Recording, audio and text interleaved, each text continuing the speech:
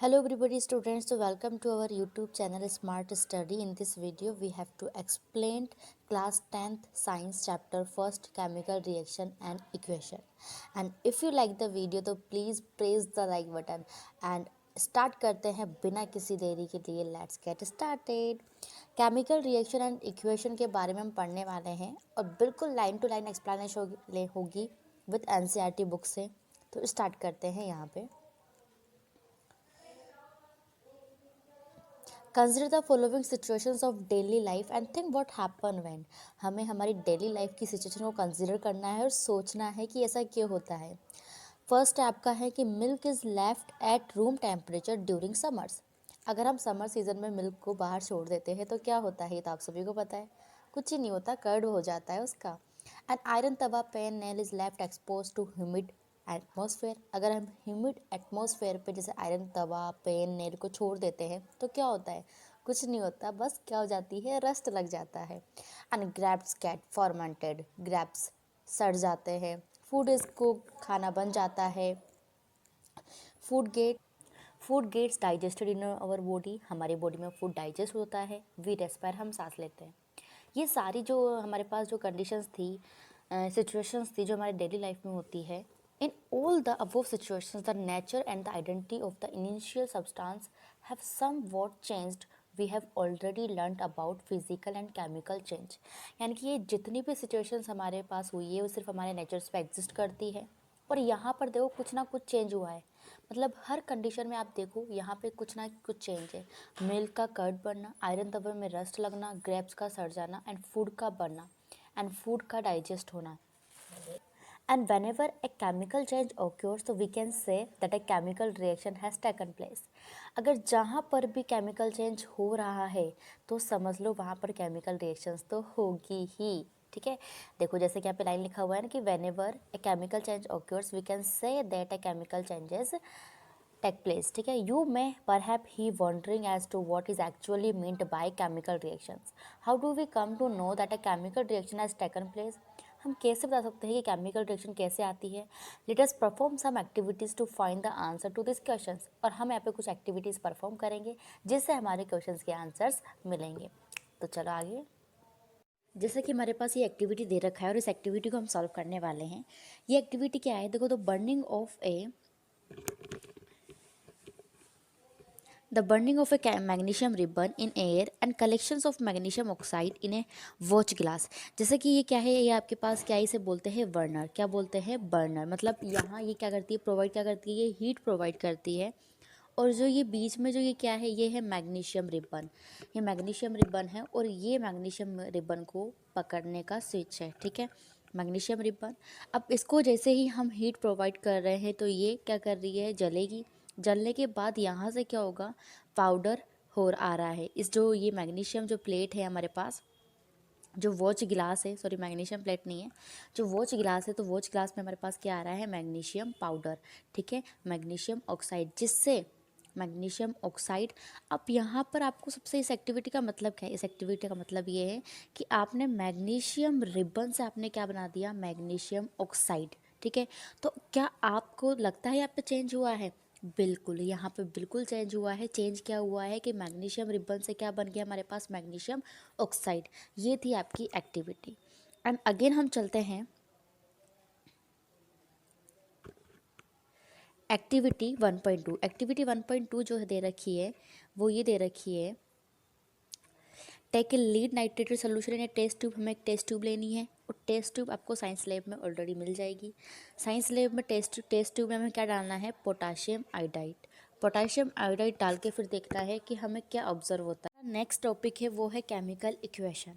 Chemical equation बहुत से topic है तो प्लीज़ समझने की पूरी पूरी कोशिश करना.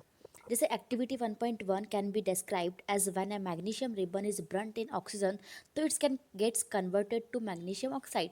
जैसा कि अपन एक्टिविटी 1.1 में देखा था कि मैग्नीशियम रिबन को जैसे अपन ने जलाया, ठीक है, ऑक्सीजन में, तो किस में कन्वर्ट हो चुकी है वो, मैग्नीशियम ऑक्साइड में. यानी कि यहाँ पर मैग्नीशियम रिबन से मैग्नीशियम ऑक्साइड बन गया, मतलब कुछ चेंज हुआ. तो यानी कि यहाँ पे क्या था, केमिकल चेंज. तो these descriptions of a chemical reaction in a sentence from A quite long. अगर हम इसको डिस्क्राइब करें सेंटेंस में तो ये बहुत लंबा प्रोसेस हो जाएगा कि हमने क्या किया, मैग्नीशियम रिबन लिया, फिर उसको बर्न किया, और उसको बर्न करने पे फिर वो वॉच ग्लास में हमारे पास मैग्नीशियम ऑक्साइड आया, एंड देन हम पूरा सेंटेंस में लिखेंगे तो हमारे पास लॉन्ग हो जाएगा। बट क्या इसकी शॉर्ट फॉर्म भी हो सकती है या नहीं हो सकती? देखो, it can be written in a shorter form. हम इसको शॉर्टर फॉर्म में भी लिख सकते हैं। The simplest way to do this is to write it in the form of a word equation. जी हाँ, हम इसको शॉर्टर फॉर्म में लिख सकते हैं जिसे ही हम इक्वेशन बोलेंगे। ओके, जैसे ही हम केमिकल इक्वेशंस प्रोनाउंस करेंगे और इसको वर्ड इक्वेशन में लिखेंगे, जैसा कि the word equations for the वो रिएक्शंस वुड बी। जैसे अपन ने क्या लिया, मैग्नीशियम रिबन, तो मैग्नीशियम रिबन को अपन ने वर्ड में क्या लिखा, मैग्नीशियम, प्लस किसके प्रेजेंस में अपन ने उसको ब्रंट किया, ऑक्सीजन के प्रेजेंस में, और इन दोनों को जैसे ही अपन ने ब्रंट किया तो अपन को क्या मिला प्रोडक्ट में, मैग्नीशियम ऑक्साइड। बट अब आप ये सोचोगे कि इसके नीचे जो लिखा हुआ है रिएक्टेंट्स एंड प्रोडक्ट्स, ये क्या चीज़ है? तो देखो, जब भी हम कोई भी चीज़ या कोई भी केमिकल चेंज करते हैं तो जो स्टार्टिंग का प्रोसेस होता है कि जिससे जो कुछ बन रहा हो तो उसको हम लिखते हैं रिएक्टेंट में, और जो हमारे पास रिजल्ट आता है, जो हम चेंज होने के बाद जो हमारे पास रिजल्ट आता है उसको हम लिखते हैं प्रोडक्ट में। जैसा कि अपन ने स्टार्टिंग प्रोसेस एक्टिविटी 1.1 में किया था कि मैग्नीशियम रिबन को अपन ने ब्रंट किया विद ऑक्सीजन प्रेजेंट में, तो फर्स्ट स्टेप अपन ने कहाँ पे लिख दी कि हाँ ये स्टार्टिंग प्रोसेस है, ये अपन ने रिएक्टेंट में लिख दी। ठीक है, फिर अपन को एक्टिविटी 1.1 में रिजल्ट क्या मिला था, रिजल्ट हमें मिला था कि प्रोडक्ट क्या मिला था, मैग्नीशियम ऑक्साइड, क्योंकि हमारी वॉच गिलास में वहाँ पर मैग्नीशियम ऑक्साइड जमा हो चुका था, तो वो हमारा क्या हो गया था रिजल्ट, तो हमने कहाँ लिखा, प्रोडक्ट में। अभी आगे हम और समझेंगे अच्छी तरीके से।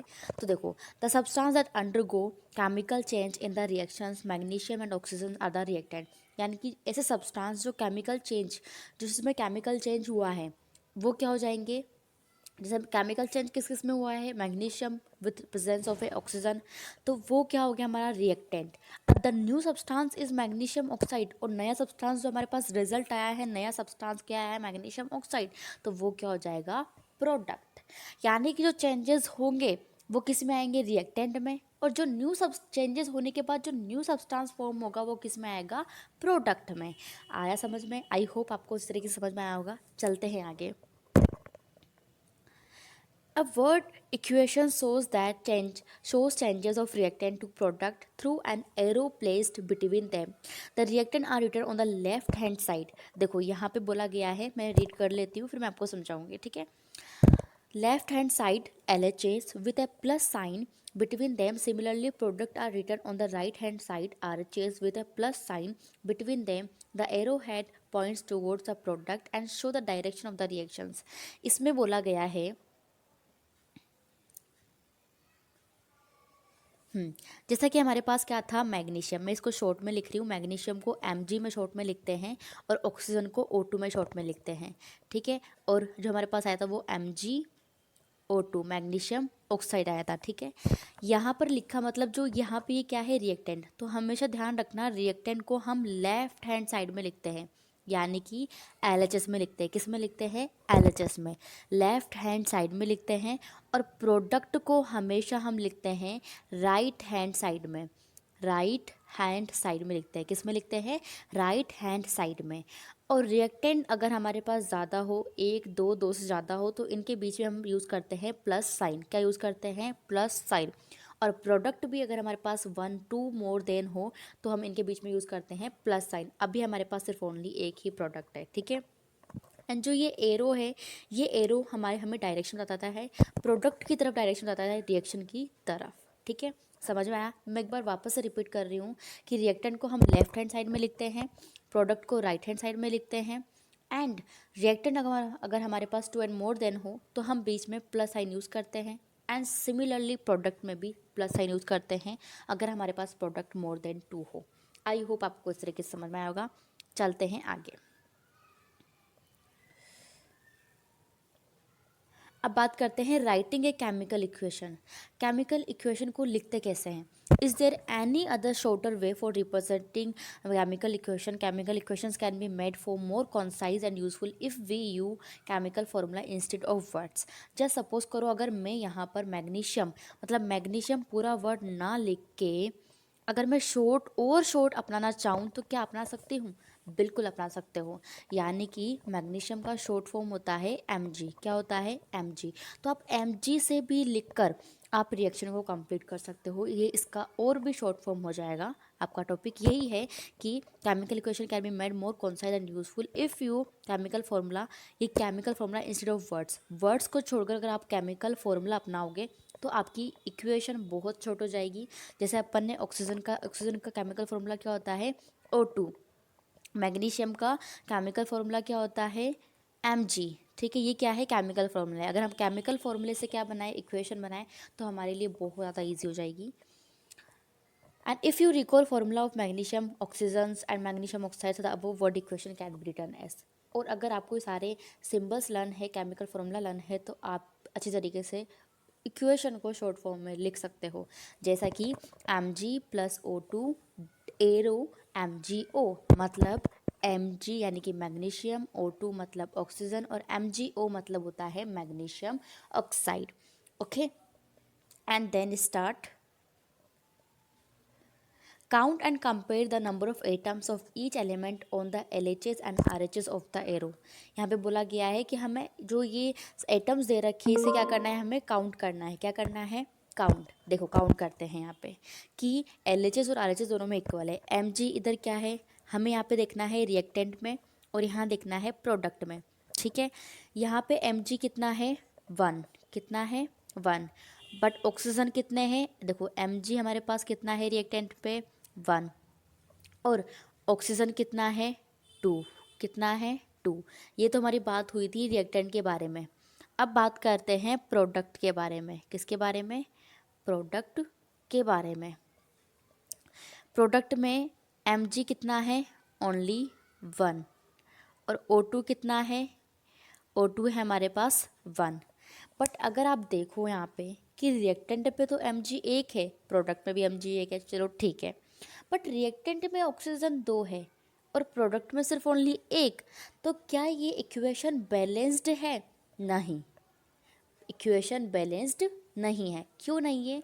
क्योंकि प्रोडक्ट में और रिएक्टेंट दोनों में बिल्कुल इक्वल एटम्स होने चाहिए, क्योंकि मास को हम कभी छोटा बड़ा नहीं कर सकते। मास can neither be created nor be destroyed. Just देखो, हम आगे पढ़ते हैं। Is the number of atoms of each element the same on both side? If yes, तो then the equation is balanced। अगर number of atoms दोनों तरफ equal रहेंगे तो हम कह सकते हैं कि equation balanced है, और अगर नहीं होंगे तो equation balanced नहीं है, कि then the equation is balanced। If not, then the equation is unbalanced because the mass is not the same both the side of equation। अगर balanced नहीं हो पाती है तो इसका मतलब ये है कि दोनों तरफ क्या है? मास सेम नहीं है। Such a chemical equation is a, दिख रहा नहीं है, skeletal chemical equation for a reaction। equation is a skeletal chemical equations for the burning of magnesium in air। तो इक्वेशन को साथ साथ में बैलेंस करना भी उतना ही इम्पोर्टेंट है जितना इक्वेशन बनाना।